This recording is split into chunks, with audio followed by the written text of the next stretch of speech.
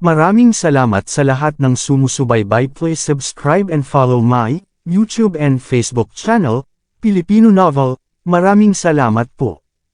Kabanata 976. Sky Corporation, CEO ng opisina. Medyo walang laman ang opisina ng CEO sa pagkawala ni Ivan. Ang mesa ng opisina, na dati ay malinis, ay natatakpan ng mga dokumentong nakatambak na parang bundok. Nang makita ito, hindi mapigilan ni Harvey na mapangiti ng mapait. Hindi niya napansin ang kanyang ugali na gawin ang lahat ng trabaho ni Ivan habang wala siyang ginagawa sa nakaraan, at kung gaano karaming trabaho ang ginawa ni Ivan para sa kanya. Nakatitig sa desk ni Ivan, bulong ni Harvey sa sarili, huwag kang mag-alala. Walang sinuman sa mundo ang maaaring pilitin ka na gawin ang anumang bagay. Panipi. Hindi Leo mula sa Hong Kong. O Xavier mula sa Walsing. Makalipas ang halos kalahating oras, may kumatok sa pinto ng opisina ng CEO. Magalang na pumasok si Ray Hart. Nasuri mo ba itong mabuti? Tanong niya. Seryosong sagot ni Ray, Prince, I have investigated this matter. Ngunit dahil nagtalaga kami ng ibang tao upang suriin ito, ang aming pagkakakilanlan ay maaaring malantad. Panipi. Ayos lang, ibigay mo sa akin ang mga papeles, casual na sabi ni Harvey. Nang italaga ni Harvey si Ray na lutasin ang problemang ito, hinulaan na niya na maaaring mabunyag ang kanyang pagkakakilanlan. Ngunit hindi na yun mahalaga ngayon. Agad namang binigay ni Ray ang dokumento kay Harvey. Habang nalaman ni Harvey ang impormasyong ito, na itinuturing na pinakalihim sa bansa H, naging seryoso siya. Noong nakaraan, naniniwala si Harvey na ang nangungunang 10 pamilya sa bansang H ay tungkol sa pera, impluwensya at kapangyarihan. Habang binabasa niya ang impormasyong ito, sa wakas ay naunawaan niya. Ang mga bagay ay hindi kasing simple ng inaasahan niya. Anuman ang dakilang pinuno ng bansa H, mayroon pa rin siyam na matatanda na may kani-kanilang sistema sa ilalim ng kanilang autoridad. Halimbawa, ang elder ng hukbo ay may kontrol sa pangunahing hukbo ng bansa H at ang nangungunang siyam na hukbo at hawak ang pinakamataas na posisyon sa hukbo. Bukod dito, ang mga matatanda ng pamilya ng hukbo ay nasa pangalawang lugar sa mga nangungunang 10 pamilya. Dagdag pa, ang mahusay na pinuno ng Country H ay nagmula sa isang pamilyang namuno sa nangungunang 10 mahuhusay na pamilya sa bansang ito. Nagawa ni Xavier na maging isa sa nangungunang 10 pamilya ng bansa H dahil ang isa sa mga naunang nakatatanda sa siyam na nakatatanda ay si Xavier ng Walsing. Ito rin ang dahilan kung bakit si Sheldon Xavier, sa kabila ng pagiging unang commander sa Southlight, ay itinuturing na karaniwan sa mga Xavier. Hindi na kailangang ikumpara sa sinuman sa siyam na matatanda. Ang pag-aakala ng Xaviers ng Walsing sa nakaraan ng pamilya York bilang mahirap ay makatwiran dahil iniisip nila na sila lamang ang maituturing na tunay na royalty. Sa sandaling ito, nanlamig ang mga mata ni Harvey. Nang tingnan niya ang mga dokumento, isa pang bagay ang napagtanto niya kaagad.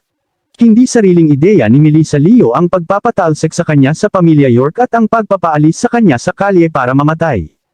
Ang pagsuporta kay Melissa ay dapat na anino ng nangungunang 10 pamilya ng H country. Aling partikular na pamilya sila, si Melissa lang ang nakakaalam. Gusto ni Xavier na paalisin ko si Chris Leo ay pinilit nila akong makipaglaban ng hayagan kay Leo mula sa Hong Kong. Nagkataon lang ba o hindi maiiwasan? Ungol ni Harvey. Kahit na tinitingnan niya si Leo mula sa Hong Kong bilang mahalaga, hindi ito sa punto na takutin sila. Kung ang bagay na ito ay nauugnay sa pinakamataas na autoridad ng bansa H, kailangang maingat na timbangin ni Harvey ang kanyang mga hakbang. Ray, ipadala mo ang mensahe ko sa mga taong ito. Napaangat ng ulo si Harvey at mahinang sabi. Sabihin kay Leo mula sa Hong Kong at Cloud, Robin, itong Yates mula sa Buckwood. Akin si Ivan Xavier, ang lalaki ng prinsipe ng York. Binigyan ko sila ng isang araw para bawiin ang marriage proposal. Kung tumanggi sila, maaari silang umupo at hintayin ang kanilang kamatayan. Ang lamig ng mukha ni Harvey na parang yelo.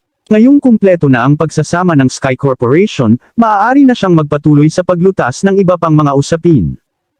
Nang gabi ring iyon, nakatanggap ng mensahe si Chris Leo at ang iba pa. Matagal na hinawakan ni Chris ang sulat na kulay pula ng dugo bago tumawa. Talagang mayabang at makapangyarihan ang prinsipe ng York. Pinilit niya akong bawiin ang proposal ko sa kasal. Hindi lang binabawi ang proposal ko sa kasal, sinusubukan niyang tapakan ang ulo namin.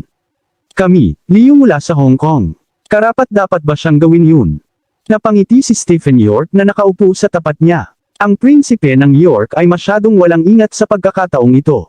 Kahit na isinantabi niya ang mga Surrey at Ryan Gotti, ang liham niyang ito ay walang pinagkaiba sa pagtulak sa mga Robin at 3 iba pang mga first-class na pamilya sa tabi namin. Ito ay nagiging kawili-wili. Casual na sabi ni Chris, syempre nakakatuwa. Nakipag-ugnayan sa akin si Callum Robbins at iba pa para talakayin ang mga pag-iingat. Sa pagkakataong ito, hahayaan natin silang maging mga pawn sa harap ng kabayo. Ikaw at ako ay makikinabang sa lahat ng ito. Panipit.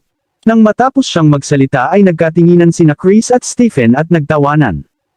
Dahil sa nangyari sa pamilya Surrey, umatras ang 3 pang first-rate na pamilya at hindi na nang ahas na humarap sa Sky Corporation pansamantala. Ngunit ngayon, sa pagtulak ni Harvey sa 3 first-class na pamilyang ito sa kanilang panig, ang buhay ay biglang tila isang soap opera. Patuloy ni Chris, okay, huwag muna nating pag-usapan ito sa ngayon.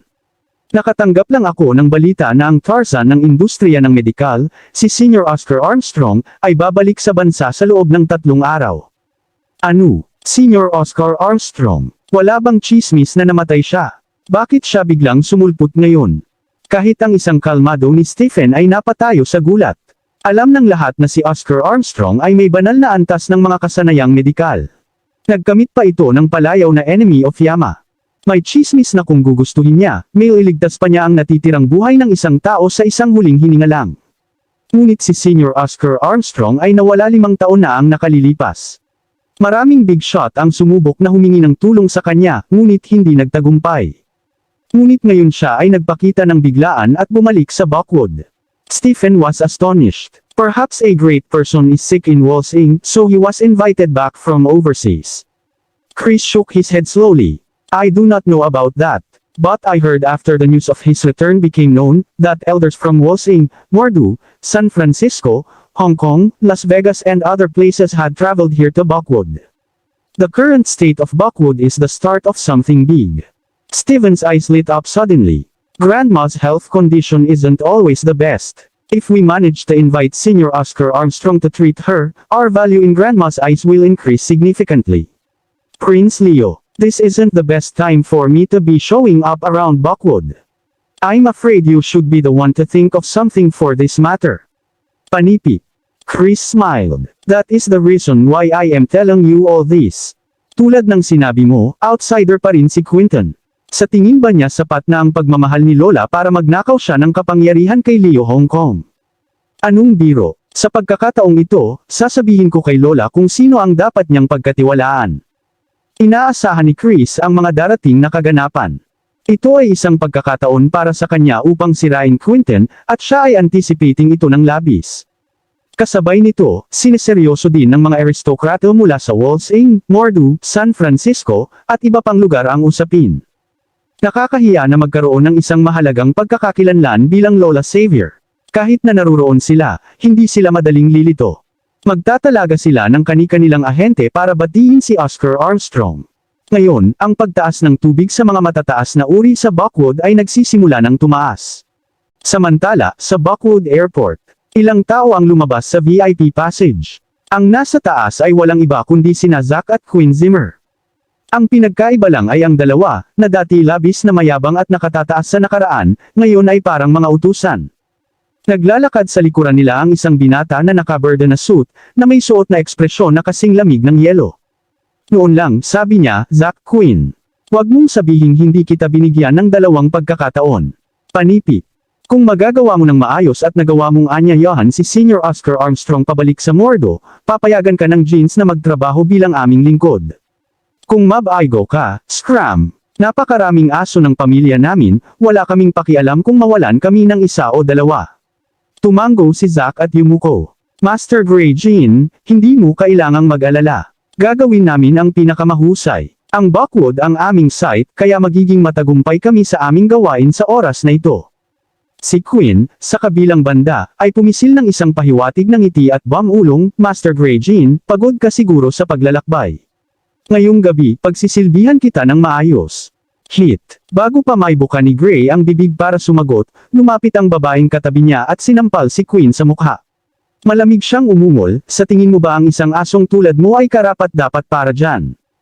Hindi ako. Hindi ako. Walang lakas ng loob na tumanggi si Quinn.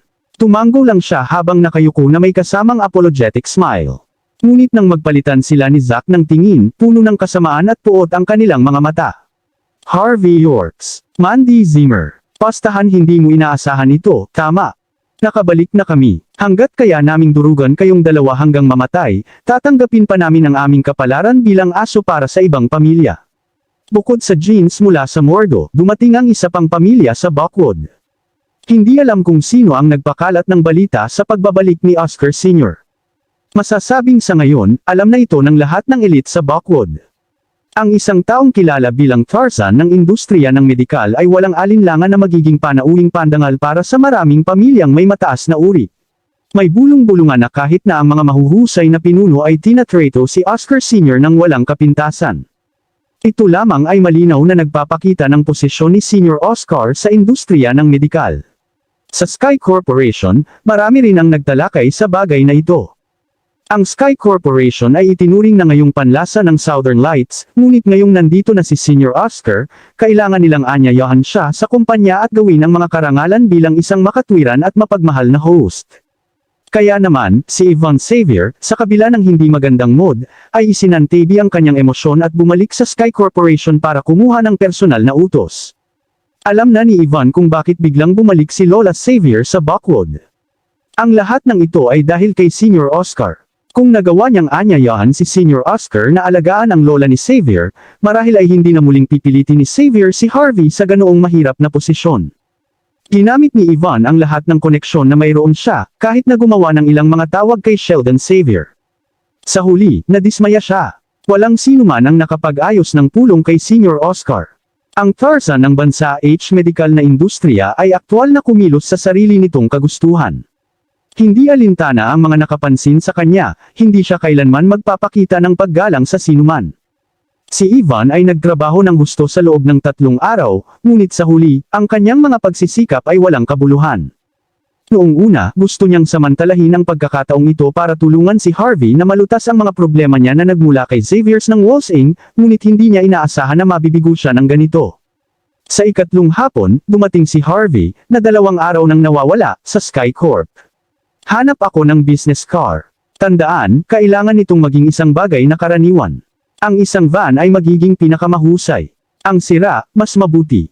May babatiin ako sa airport. Utos ni Harvey pagpasok niya sa opisina ng CEO.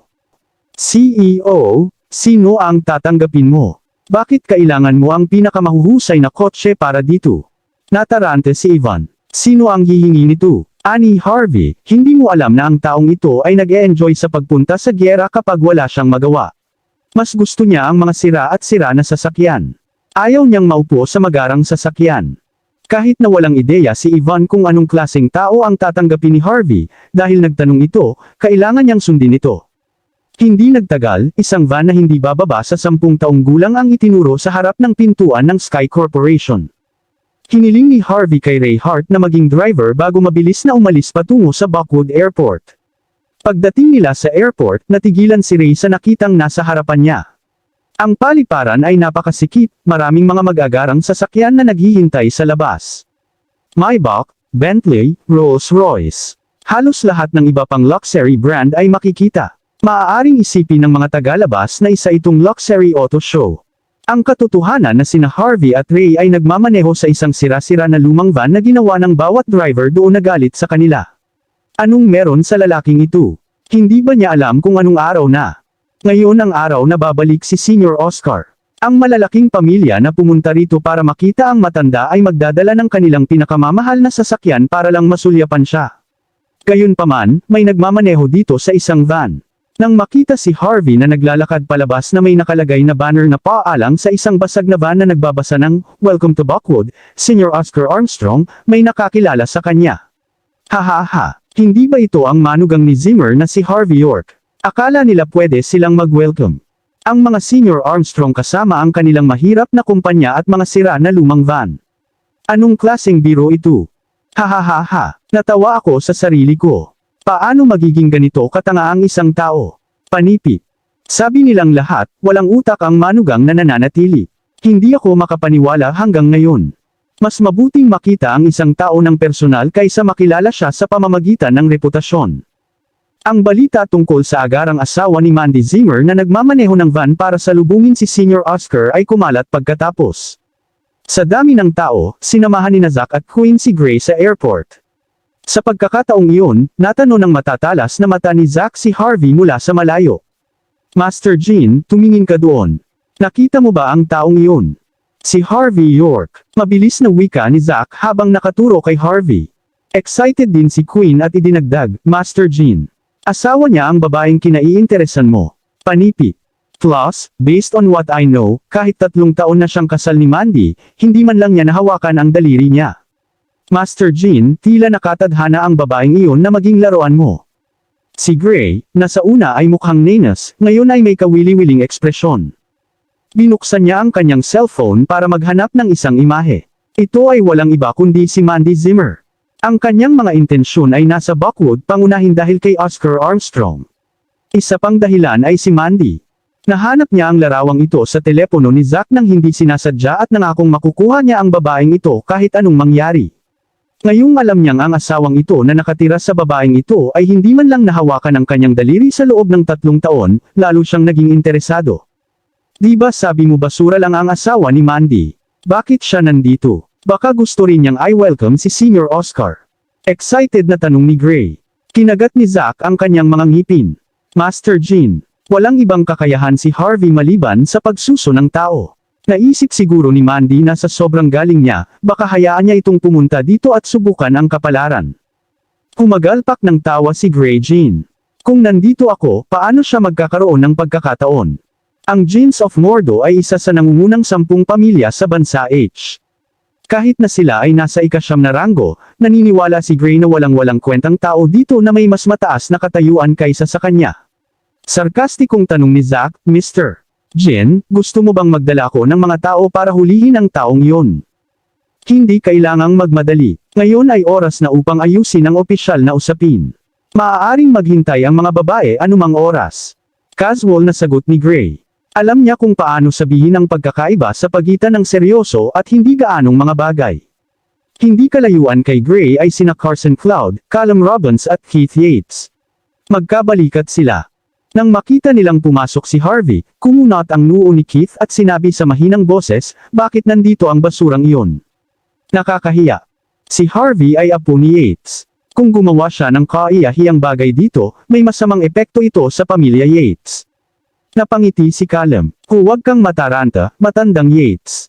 Ang iyong apong babae ay palaging gumagawa ng mga hindi pangkaraniwang bagay. Baka mahuli niya ang atensyon ni Senior Oscar. Kung ganoon ang kaso, tandaan na alagaan kami pagkatapos. Parehong ngumisi sina Callum at Carson. Simple lang ang dahilan kung bakit nagtitipon ng 3 pamilya dito ngayon. Ito ay para imbitahan si Senior Oscar sa kanilang lugar. Sa isang lugar na mas malayo, dumating din sina Sheldon Xavier, Kyle Quinlan, at Shane na Iswell. Sa pangkalahatan, binibilang ngayon ng Buckwood Airport ang lahat ng magagandang larawan ng Buckwood. Hayagan man o patago, hindi alam kung gaano karaming mga marangal na tao ang nagmula sa ibang lugar. Si Chris Leo ay nakatayo sa harapan, na may malamig na ekspresyon. Nang makita niya si Harvey, may malamig na ngiti sa labi. Maaaring hindi alam ng iba ang tunay na pagkatao ni Harvey, ngunit alam na alam ni Chris na si Harvey ay hindi lamang isang manugang. Maaaring si Harvey ang rumored Prince of York. Gayunpaman, hindi masyadong natakot si Chris kay Harvey. Kung tutuusin, si Chris ang Leo Prince ng Hong Kong. Anuman ang nangungunang 10 pamilya ng Country H, kayang talunin ni Leo mula sa Hong Kong ang sinuman. So pinadalhan mo ako ng sulat. Interesting. Ngayon ay masyado akong abala upang abalahin ka, ngunit sa lalong madaling panahon ay ipapaalam ko sa iyo ang ating lakas Leo mula sa Hong Kong. Umisi si Chris sa kanyang puso. Wala talaga siyang pakialam kay Harvey. Pero right at that moment, nakita niya si Harvey na naglalakad papunta sa kinatatayuan niya. Nang makita ito, napatulala si Chris. Parehong nagulat sina Keith, Callum, at Carson. Medyo natulala din sina Gray, Zack, at Queen.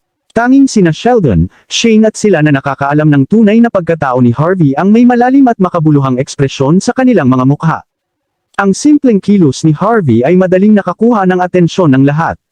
Siguro nalaman niya kung gaano kalakas kaming mga Leo mula sa Hong Kong, at nagpasya siyang humingi ng tawad. Pinag-aralan ni Chris ang ekspresyon ni Harvey, habang nananatiling kalmado at nakolekta gaya ng dati. Hindi siya makapaniwala na may maglalakas loob na saktan si Leo dito. Malaki ang South Light, ngunit hindi pa nakikita ni Leo mula sa Hong Kong ang South Light bilang isang kakumpetensya. Nang makitang lumakad si Harvey, ngumiti si Chris. Nagtataka ako kung ano ang kailangan ng aking mga kaibigan mula sa akin dito. Tiningnan ni Harvey si Chris ng malalim at malamig na sinabi, mayroon ka pang 7 araw. Kung gagawin mo ang sinasabi ko at humingi ng paumanhin sa akin sa iyong mga tuhod sa lupa, hindi ko nasisilipin pa ang bagay na ito. Pero kung hindi, hindi na kailangan pang umiral si Leo Hong Kong. Nagulat ang buong crowd nang sabihin ito ni Harvey. Ang airport na medyo maingay noong una ay naging tahimik ng mga sandaling iyon. Nakanganga ang lahat kay Harvey, natulala at kinilabutan. Anong nangyari? Mali ba tayo? Sino ang maglalakas loob na pukawin ang pamilya Leo mula sa Hong Kong sa harap ng napakaraming tao? At saka ginawa ito ng lalaking ito sa harap ng prinsipe ng pamilya Leo. Sa kabila ng alam na karamihan sa mga piling tao ng Buckwood ay dumagsa upang makita si Chris Leo noong una siyang dumating sa Buckwood. Ano ang pagkakakilanlan ng gayong tao?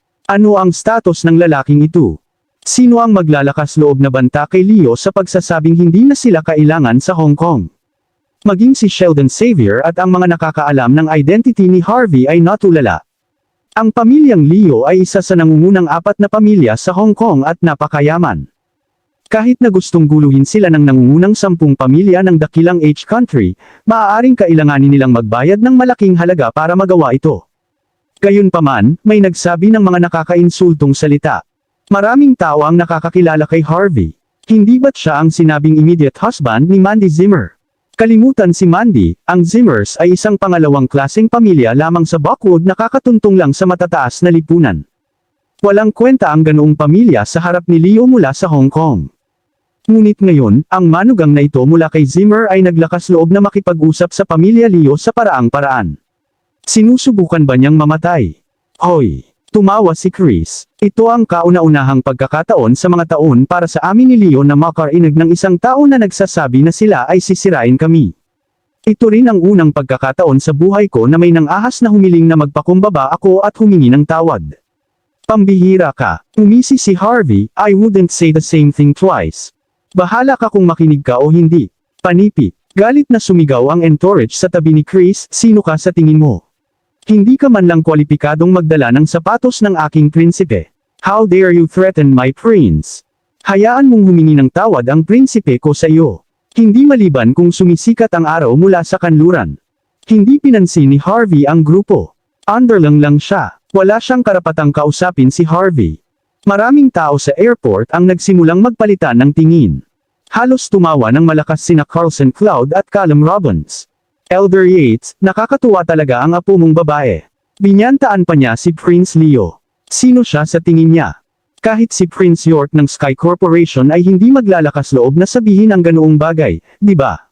Lalo na ang taong ito. Kuya Yates, tanggalin na natin ang nagtatagal na manugang na ito. Kung hindi dahil sa paghihintay kay Senior Armstrong ngayon, hindi na mabilang na beses ka nang namatay. Kung hindi mo siya sipain, ang pamilya Zimmer ay masasangkot sa kaguluhan sa madaling panahon. Matapos marinig ang mga salitang ito, malamig na sinabi ni Keith, huwag kang mag-alala, ang bagay na ito ay naging maayos. Hindi hihigit sa 3 araw, ang walang kwentang basurang ito ay walang kinalaman sa atin, Yates. Maraming salamat sa lahat ng sumusubaybay. Please subscribe and follow my YouTube and Facebook channel, Pilipino Novel. Maraming salamat po. Kabanata 981. Sa ibang lugar, si Gray Jean ay nalilitong ekspresyon habang sinasabi kay Zack, Zack, ito ba ang manugang na sinabi mong magaling mambola? Mukhang mayabang siya. Kahit ako ay hindi naglakas loob na saktan si Leo mula sa Hong Kong. May lakas siya ng loob. Umisi si Zack, young master, alam naman ng lahat na hindi ganoon katalino si Harvey. Kung tutuusin, sinong nasa tamang pag-iisip ang mga ngahas na saktan si Prinsipe Leo? Napabuntong hininga si Gray at walang pakialam na sinabi, walang kwenta ang pagbuli ng tanga. Kalimutan mo na siya, pumunta ka at tawagan ng asawa niya para pumunta sa kwarto ko ngayong gabi at samahan ako. Tinatamad na akong makipagkulitan sa basura. Nagbago ang ekspresyon ni Zack. Maya-maya, umiti siya at sinabing, "Young master, anong saya sa hotel? Para mas maging masaya, sa tingin ko ay dapat tayong pumunta sa bahay ni Mandy at hayaan siyang makasama ka doon." Panipi. Umisi si Gray. "Napakahusay mo." Kasabay nito. Sa mga tarangkahan ng Buckwood Airport, isang Porsche sa wakas ay nakahanap ng parking space. Bumaba si Mandy sa sasakyan. Hindi niya maiwasang makaramdam ng kaunting kaba habang pinagmamasdan ang sitwasyong nasa harapan niya. "Ama, inay, aanyayahan ba natin si Senior Oscar Armstrong?" Medyo nag-alinlangan si Mandy.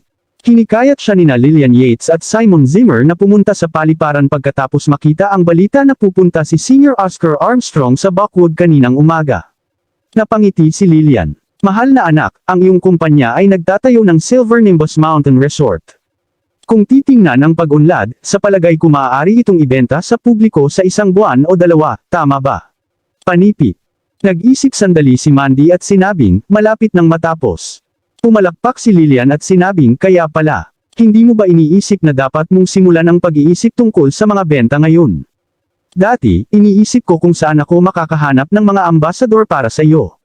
Pero sa ngayon, wala na bang tao dito?" "Anong ibig mong sabihin?" Hindi maintindihan ni Mandy. "Oscar Armstrong Sr. Kung makakarating siya at makita ang construction site ng Silver Nimbus Mountain Resort, maaari nating isa-publiko ito sa pamamagitan ng pagpapalom sa publiko na kinilala niya ito bilang isang lugar na angkop para sa kalusugan at kagalingan. Kung ganoon, hindi ba tataas ang presyo ng site?" Maaaring Maislan si Lillian, ngunit galing pa rin siya sa isang malaking pamilya. Kaya, mayroon siyang kaunting katalinuhan sa negosyo. Tumiwanag ang mga mata ni Mandy ngunit pagkatapos ay malungkot niyang sinabi, "Alam kong magiging maganda ito para sa proyektong ito. Ngunit ama, ina, ikaw mismo ang nakakita nito. Napakaraming mamahaling sasakyan. Dapat lahat ng tao dito sa airport ay galing sa isang malaking pamilya na may malaking kumpanya. Maliit lang kaming kumpanya, hindi kami kwalipikadong ipatawag si Senior Oscar Armstrong." Umubo si Simon. "Prinsesa, huwag mong maliitin ang sarili mo. Huwag mong kalilimutan, ikaw ang babaeng ipinanukala sa publiko ng prinsipe ng York. Mamaya kapag nagpakilala ka, sabihin mo lang na fiancé ka ng Prince of York. Si Prince York ang number 1 sa Southlight. Sino ba naman ang hindi magpapakita ng respeto sa kanya?" Nagkatinginan sina Simon at Lillian Yates, parehong mukhang determinado. Inilagay nila si Mandy sa kung saan. Ang pagpayag kay Oscar Armstrong na suportahan ang resort ay isang maliit na dahilan. Ang pinakamahalagang bagay ay puwersa. Inamin ni Mandy na siya ang fiancé ng Prince of York. Pagkatapos ng nakaraang insidente, lalo silang hindi nasiyahan kay Harvey. Ngayon, gusto lang nilang tanggalin ang manugang at ipakasal ang kanilang anak sa prinsipe ng York. Nagdilim ang mukha ni Mandy. "Ama, inay, tinanggihan ko ang prinsipe ng York. Pwede bang itigil muna ang pag-arte niyan?" Pinandilatan ni Lillian si Mandy. "Ang pinakamahalaga ngayon ay ang proyekto ng Silver Nimbus Mountain Resort. Kung hindi maganda ang benta, wala na tayo sa hinaharap. Isang beses lang dumating ang pagkakataong imbitahan si Senior Armstrong. Kung makaligtaan mo ito, mawawala ito." Napabuntong hininga si Mandy. Alam niyang hindi nagsasalita ng kalokohan si Lillian. Sa katunayan, ang mga target na customer ng resort ay mga taong mula sa mataas na lipunan. Ang pagbibenta sa kanila ay magiging isang mahirap na gawain. Kung ang resort ay may pag-aproba ni Senior Oscar Armstrong, ang mataas na lipunan ay nagmamadaling bumili ng ari-arian doon. Nakangangalang si Mandy habang desidido siyang nagtungo sa airport lounge. Matindi ang kompetisyon, pero alang-alang sa kumpanya at sa proyekto, walang choice si Mandy kundi gawin ito. Hindi alam ni Mandy at ng kanyang mga magulang na sa pagkakataong ito ay dumating si Harvey at direktang binyantaan si Chris Leo. Kung hindi, sa ugali ni Lillian at Simon, matagal na silang natakot. Paano sila naglakas loob na pumasok sa airport lounge? Kabanata 983. Samantala, halos 1,000 tao ang nagtipon sa labas ng VIP hall ng Buckwood International Airport, at ang bilang ay patuloy na lumalaki. Nagsiksikan silang lahat sa exit area, hindi alintana kung natugunan nila ang mga kinakailangan o hindi. Ang lahat ay nagpaplano na subukan ang kanilang kapalaran. Sa oras na ito, inihayag ang balita mula sa isang tao sa loob ng paliparan. Tumapag na ang pribadong eroplano ni Oscar Armstrong, at lalabas na sana siya. Si Chris Leo at ang iba ay seryoso at determinado. Nakatitig sila sa labasan ng may pananabik. Lumipat si Harvey sa gilid ng nagkakagulong mga tao, tumangging pumasok kasama ang sinuman. Nang makita ito, marami ang napangiti. Mukhang alam pa ng nananatiling manugang kung saan siya nakatayo. Alam niyang hindi niya maimbitahan si Senior Oscar Armstrong. Gayunpaman, ito ay inaasahan. Kasama si Chris Leo dito, sino ang maaaring magkaroon ng mga kwalifikasyon upang makipagkompetensya sa kanya. Makalipas ang halos 3 minuto, maraming tao ang lumabas mula sa VIP passage. Ang unang lumitaw ay walang iba kundi si Senior Oscar Armstrong. Kahit na ang lalaki ay halos 70 taong gulang, siya ay puno pa rin ng enerhiya at naglalabas ng nakakatakot na aura. Sinasabing ang matandang ito ay hindi lamang may mga hindi pa nagagawang medikal na kasanayan, ngunit siya ay may mataas na kasanayan sa martial arts. Kilala niya ang Tai Chi, Wing Chun, Bagua, Hangga at iba pa. Noong bata pa siya, lumahok siya sa ilang masquerade national competitions at nanalo ng mga championship. Masasabing national idol ang naturang karakter. Mag-a-abroad din daw siya this time dahil sa isang mahirap na bansa ang tinamaan ng pandemic. Pumunta siya doon sa kanyang sariling gastos at gumugol ng ilang taon sa pagsisikap na gamutin ang pandemya ng bansa. Gayunpaman, ang ganitong uri ng malaking pagbaril ay tila sapat na simple. Naka-white painted shirt siya at may kasama lang siyang katulong na nasa 30 years old. Higit sa lahat, may dala siyang backpack. Kahit na nag-walk out siya gamit ang VIP passageway, parang wala siyang air of superiority sa kanya. Hindi napigilan ng hindi mabilang na mga tao kundi tumayo ng tuwid, nakatitig sa kanya ng may pagtataka. Si Chris Leo ang unang humakbang. Magalang siyang nagsalita, "Magandang hapon, Senior Armstrong. Ako si Prince Leo ng Hong Kong, Chris Leo." Ang mga Leo ay palaging tumulong sa medikal at pang-edukasyon na larangan. Kamakailan, pinaplano naming mamuhunan sa pag-set up ng isang malakihang komprehensibong ospital sa Southlight. Ngunit kulang kami ng karanasan, kaya gusto naming anyayahan si Senior Oscar Armstrong na maging dean at gumawa ng ilang mga mungkahi sa aming kakulangan sa trabaho. Pakiusap bigyan kami ng pagkakataong matuto mula sa iyo, Senior Armstrong. Masyadong magalang ang ugali ni Chris. Hindi siya mukhang isang prinsipe mula sa isang nangungunang pamilya, ngunit sa halip ay isang estudyante. Gayunpaman, ang kanyang mga salita ay naging sanhi ng pagbabago sa mga mapagbantay na mukha ng karamihan. Masyadong malupit si Leo. Plano pa nilang magtayo ng komprehensibong ospital para makipag-ugnayan kay Senior Oscar Armstrong. Ang gayong mga pagsisikap ay nagkakahalaga ng daan-daang milyon lamang. Gayunpaman, kung nagawa nilang anyayahan si Senior Oscar Armstrong at hikayatin siyang maging dean ng ospital, tiyak na magkakaroon ng mahusay na reputasyon ang ospital na ito. Para naman sa mga matatanda ng pamilyang Leo, paminsan-minsan ay nakakaharap nila si Senior Armstrong at nakakatanggap pa ng paggamot mula sa kanya. Ito ay walang obligasyon. Napakatalino. Masasabi lang na talagang napakatalino ang mga galaw ni Chris. Higit sa lahat, inilagay niya si Senior Armstrong sa ganoong sitwasyon at pinilit na pumayag ang matanda. Gayunpaman, ngumiti si Oscar Armstrong at sumagot, "Hinahangaan ko si Leo mula sa kabaitan ng Hong Kong sa mga mahihirap. Sa kasamaang palad hindi ako magaling sa administrasyon kaya natatakot ako na hindi kita matulungan." Tinanggihan ni Oscar Armstrong si Chris Leo at tila hindi gaanong nababahala tungkol sa pagiging blackmail sa moral. Namutla ang mukha ni Chris. Alam niyang huli na ang lahat para magsalita pa. Maaaring may masamang impresyon si Senior Oscar Armstrong kay Leo dahil sa moral blackmail ni Chris. "Senior Armstrong, ako ang unang sekretarya ng Southern Light Government. Nais kang imbitahan ni Elder Xavier na kumain ng tanghalian kasama niya at bigyan kami ng ilang payo tungkol sa aming medikal na sistema sa Southlight." Hindi nagpakita si Sheldon. Sa halip, dumating ang kanyang unang sekretarya at tinawag si Oscar. "Tulungan akong magpasalamat kay Elder Xavier, ngunit mayroon akong ilang estudyante na nagtatrabaho sa Southern Light Government. Natatakot ako na may mga suspetsa sa pag-practice ng jobberry kung kakain lang ako sa kahit sinong opisyal. Sana ay hindi mag-isip si Elder Xavier." Tumawa si Oscar. Pinaalis si Sheldon. Sumunod, ang lahat ng mga kinatawan mula sa mga pangunahing pamilya ay humakbang para imbitahan siya. Ang bawat isa ay dumating na may iba't ibang dahilan, ngunit sa huli lahat sila ay tinanggihan. Bahagyang nagulat si Chris Leo at ang iba pa. Ano ang lahat ng ito? Ano ang dahilan ni Oscar kung bakit siya nandito? Hindi niya ibinigay ang kanyang mukha sa sinuman. Mayroon pa kayang big shot na may status na mas mataas pa kay Chris Leo na naghihintay sa lalaking ito. Nagkatinginan ang libu-libong tao sa eksena.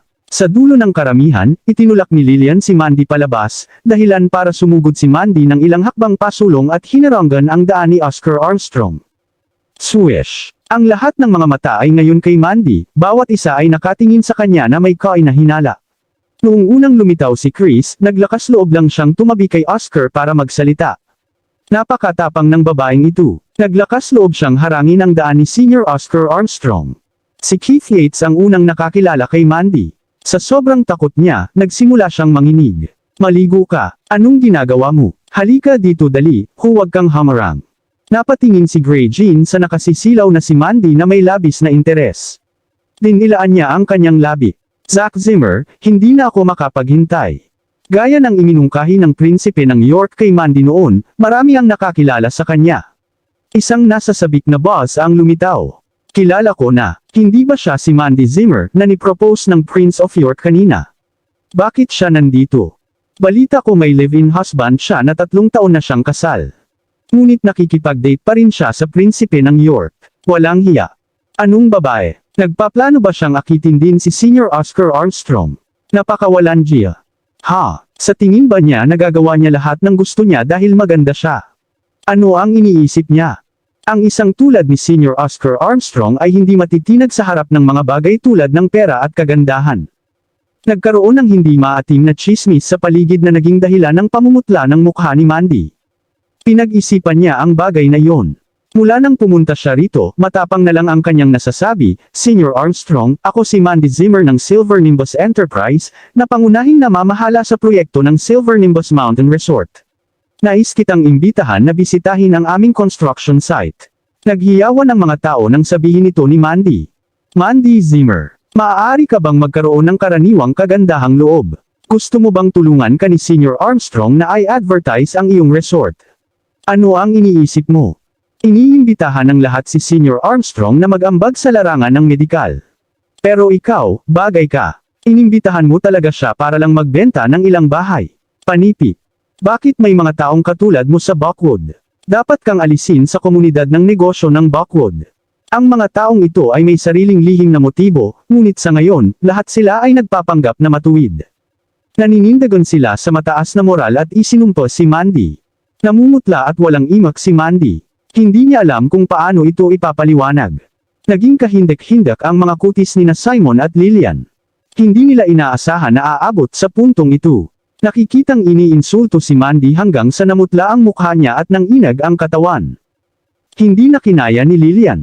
Siya ay orihinal na isang walang hiyang daga, kaya siya ay lumabas, tumuro sa paligid, at nagmura, sino sa tingin mo ang sinisigawan mo? Inimbitahan ng aming pamilya si Senior Armstrong. Iyan ay wala sa iyong negosyo. Nakalimutan mo na ba ang identity ng anak ko? Siya ay isang babaeng naglakas loob na tumanggi sa prinsipe ng York. Sino sa inyo ang may pribilehiyong tumanggi sa prinsipe ng York? Ang aking anak na babae na lumalabas upang imbitahan si Senior Armstrong na bisitahin ang site ng proyekto ay ang kanyang paraan ng pagbibigay ng mukha sa kanya. Hindi mo ba naiintindihan?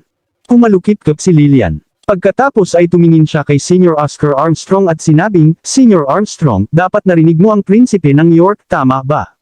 Ang aking anak na babae ay maaaring ituring bilang kanyang hindi opisyal na asawa. Kahit na hindi mo ibigay ang mukha sa anak ko, magpapakita ka man lang ng respeto sa prinsipe ng York, di ba? Maririnig ang bus sa buong paligid pagkatapos sabihin ni Lillian ang mga salitang ito. May kakaiba ring ekspresyon si Oscar. Napakaputla ngayon ni Mandy, na itago na lang niya ang mukha sa kahihiyan. Masyadong nakakahiya. Anong insulto? Hindi niya inaasahan na sasabihin ng kanyang ina ang mga bagay na ito sa harap ng napakaraming tao. Gayunpaman, walang naramdaman si Lillian. Kumalukip-kip siya, mukhang nasisiyahan. Hindi siya makapaniwala na kakayanin pa ng walang kwentang si Harvey ang kahihiyan pagkatapos ng pangyayaring ito. Magiging maayos ang lahat basta't mapipilitan niya ang space waste na iyon na hiwalayan si Mandy. Ang kanyang anak na babae ay dapat na magpakasal sa isang sikat na lalaki at maging matagumpay. Paano niya nasayang ang buhay niya dahil sa basurang iyon? Itinaas ni Oscar Armstrong ang kanyang kamay at sinenyasan ang lahat na tumahimik. Masyadong malakas ang aura niya. Ang isang simpleng aksyon ay agad na inilagay ang tulad ng mouse na si Lillian sa isang mas mababang posisyon. Hindi na siya naglakas loob na tumingin sa kanya. Seryosong tumingin si Oscar kay Mandy at nagtanong, "Young lady, ikaw ba ang fiancé ng Prince of York?" Namutla ang mukha ni Mandy, ngunit napakagatlabi pa rin siya at sumagot, "Senior Armstrong, mahilig magsalita ng walang kaparaakan ang nanay ko. Wala akong kinalaman sa prinsipe ng York." Nagpatuloy si Oscar, "Inimbitahan mo ako sa construction site mo para lang bumisita." Matapat na sumagot si Mandy, "Sana gamitin ang iyong reputasyon para i-advertise ang resort ko." Nagulat si Oscar. Maya-maya, tumawa siya at sinabing, "Young miss, you are very interesting." Sa paglipas ng mga taon, maraming tao ang gustong magpagamot mula sa akin at ginamit ang aking reputasyon upang tumulong sa pag-advertise ng kanilang mga paninda. Dumating sila na may marangal na dahilan tulad ng pagtatayo ng ospital, paggawa ng medikal na pananaliksik, pagbibigay ng mga medikal na donasyon at iba pa. Ang mga dahilan ay ibang-iba, ngunit sa huli, ang kanilang layunin ay pareho. None of that actually para sa mga bagay na nabanggit nila. Panipi. Ang pinakaayaw ko sa buhay ko ay itong mga mapagkunwari. Nasasaktan ako kapag nakikita ko sila. Panipi. Satirical ang mga salita ni Oscar. Namutla ang mukha ng maraming tao matapos itong marinig. Gayunpaman, sa harap ni Senior Armstrong, maaari lamang nilang tiisin ang kahihiyan. Wala silang lakas ng loob na makipagtalo sa kanya. "Young miss, maganda ang ugali mo. Siguradong magkakaroon ka ng magagandang tagumpay sa hinaharap." Gayunpaman, ako, si Oscar Armstrong, ay hindi kailanman nag-advertise o nag-endorso ng anumang bagay bago. Maaari lang akong humingi ng tawad. Namumutla pa rin ang mukha ni Mandy, ngunit tumabi siya at sinabing, "Sorry, biglaan lang." Tumabi siya habang nagsasalita. Umiti si Oscar Armstrong, aalis na sana. Sa sandaling ito, may hamarang at hamarang muli sa daanan ni Oscar. Natahimik ang lahat. Harvey York, bakit ang nanatiling manugang na ito ay lumalabas sa ganitong kritikal na oras?